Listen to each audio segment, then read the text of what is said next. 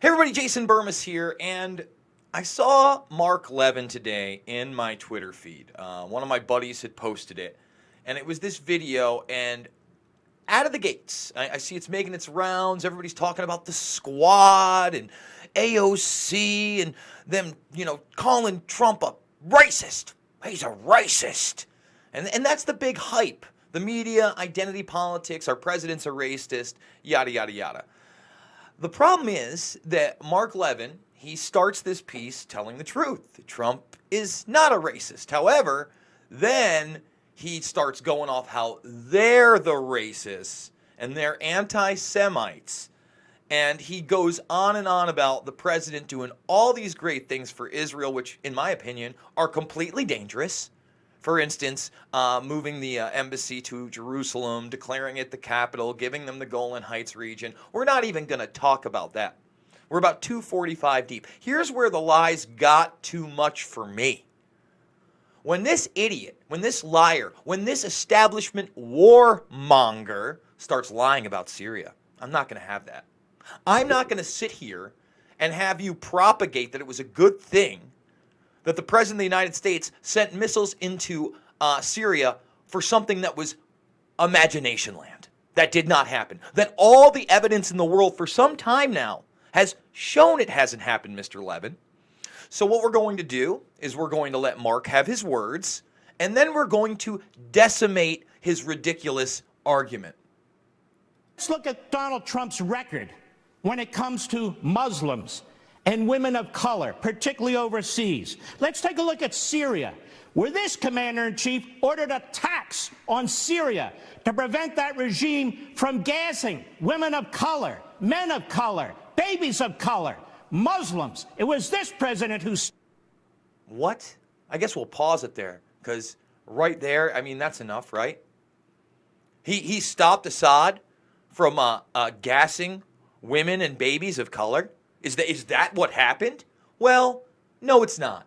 Not at all. The OPCW report that leaked that they didn't want the public to see, and someone internally was like, you know what, we need to show people, says it was staged, that the pictures were staged. We're not going to play the piece. In fact, this is a extremely, extremely deceptive headline because it is proven beyond a reasonable doubt.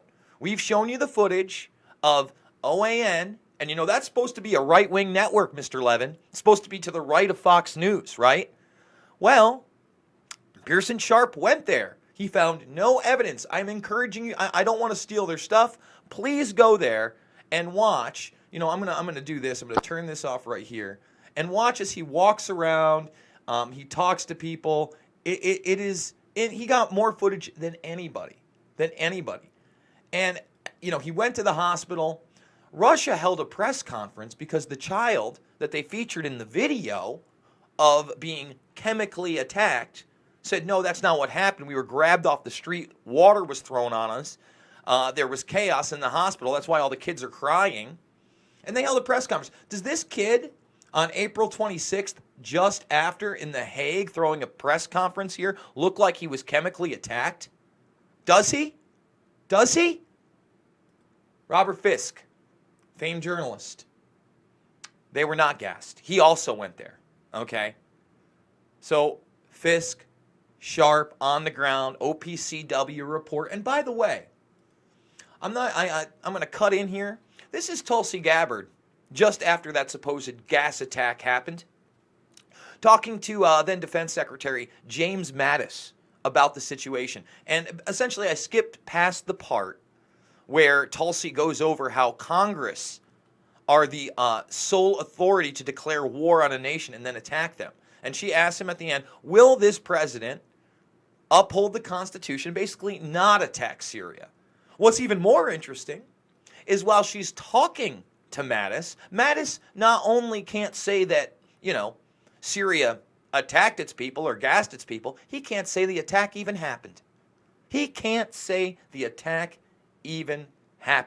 Resolution, including for the introduction of U.S. armed military forces into hostilities in Syria.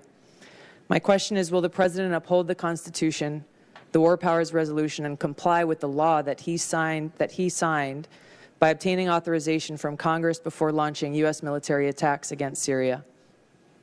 Congresswoman, we have not yet made any decision to launch military attacks into Syria. But you do. I think that when you look back at President Obama sending the U.S. troops into Syria, at the time he did, he also had to deal with this type of situation because we were going after a named terrorist group that was not actually named in the AUMF that put them in. This is a complex area. AUMF, by the way, that's the authorization authorization of military force from a week after 9/11. That's what he's referring to, the AUMF. No, that says Al-Qaeda. And you're working with al-Nusra and Al-Qaeda affiliates there against the Syrian regime. That's mainstream news, Jim. Everybody knows it. Everybody paying attention knows it. It is simple, however, what the Constitution requires. So while you're correct in saying the president has not yet made a decision, my question is, will he abide by the Constitution and comply with the law? Yeah, I believe that the president will carry out his duties under the Constitution to protect the country. What would the objective of an attack on Syria be, and how does that serve the interests of the American people? I don't want to talk about a specific attack that is not yet in the offing, knowing that these are decisions. This would be pre-decisional. Again, the president has not made that decision. However, looking at the Chemical Warfare Convention, I think it's in the Chemical Warfare Convention. What chemical attack? What chemical attack? In the best interests of civilization, certainly in the best interests of America, that convention be obeyed by the nations that have signed it. And what has happened in Salisbury, England, and now has happened in Syria again, shows that this is not an idle concern. So if the decision is made, as you have stated publicly, you're laying all the options on the table for the president. If the decision is made to launch a military attack against Syria, Russia has already responded, saying that they would respond to our U.S. strike. As this action is considered, can you justify for the American people how going to war with Russia over Syria serves the interests of the American people? No, Congresswoman, I can't answer that question. I'm not ready to speculate that would happen. Would you not say that it is a highly likely occurrence given what Russia has stated directly, that they will respond? No, Congresswoman, I would not. And there's a lot of ways to respond to the violation of the chemical there is no violation, Jim. There's diplomatically, economically, militarily, Sure. that taken in total would represent, I think, what we have to do in this world if we're going to turn it over in accordance with international norms and international law. One last question. The 2001 AUMF is the authorization with which our U.S. forces are in Syria today. While ISIS, there's been much progress made in the counter-ISIS campaign, and they're close to being defeated in Syria. Al-Qaeda has grown stronger. You know what? This is not Brett even the one I McGurk wanted, stated guys, so just we're gonna over a year ago that al-Nusra. That's all. She was bringing up the Al-Qaeda thing that I've talked about before. Where is it? Did they hide that away? Here it is. He believes there was a chemical attack. Thanks so much for joining us, and thanks for your service. What do you hope to achieve by any military action that the administration... Woman, I don't want to get, as you'll understand, into the details of a potential decision by the commander-in-chief due to this latest attack, which is absolutely inexcusable. I believe there was a chemical attack, and we're looking for the actual evidence. The OPCW, this is the organization. You see that? The OPCW. This is it. So man, they really buried that. Wow. You see how they buried that? See, it is Gabbard that asked him about that, but the DOD didn't put it in there. Now I can only find little bits. I covered the whole thing in full. I actually downloaded I watched the entire thing. Hands down, I did a report for WRC off the gates. He can't even tell you that there was a chemical attack or who is responsible. Now he mentions the OPCW, and remember, now that it leaked, they said no, it was staged. So there it is. Levin's a liar. He knows he's a liar. Again, Robert Fisk, They were not gassed. Let's repeat it. Robert Fisk, they were not gassed. This is the child that was supposedly hit in the chemical attack. Pearson Sharp goes all over that country in Syria. He goes all over it. Please, Pearson Sharp, OAN investigation. No chemical attack. He can't even tell you there was a chemical attack. That's the real deal.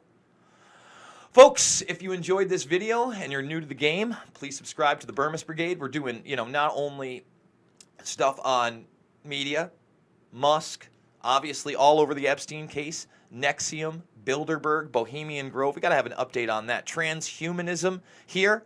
We're doing walk and talks, breaking down Big Brother, Google, and more. So please subscribe. If you're not already subscribed, thumbs this up, share it out there, hit the bell for notifications. And I got a GoFundMe going. We're a couple days deep, and we're trying to do $5,000 a month so I can do 3, 4, 5, 6, sometimes 7 videos a day about subjects that matter, because it's never been about right and left. It's always been about right and wrong, and that's what we're about here. So please support me if you can, and I really appreciate it. I'll see all you guys on the flip side.